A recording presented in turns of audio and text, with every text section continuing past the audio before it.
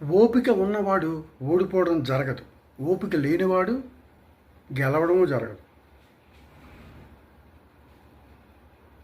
నేర్చుకోవాలి.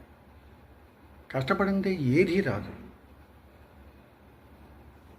కష్టపడిందే నిలుస్తుంది కూడా.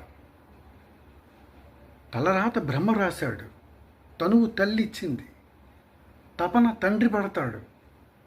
కానీ బ్రతుకు నువ్వే బతకాలి కదా, నీ బ్రతుకు నీదే కదా.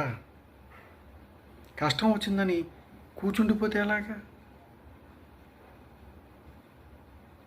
అసాధ్యాన్ని సుసాధ్యం చేసిన వాళ్ళు ఉన్నారు.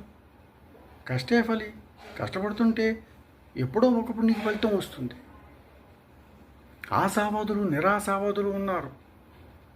నిరాశావాదాన్ని నువ్వు ఆశ్రయించకు, ఆశావాదులనే ఆదర్శంగా తీసుకో.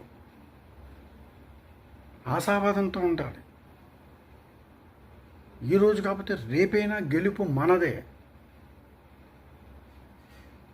నిరాశకే నిరాశ పుట్టాలి.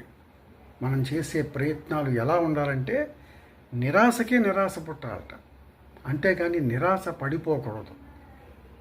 మిత్రమా, ఇప్పుడు కష్టపడుతూనే ఉండాలి.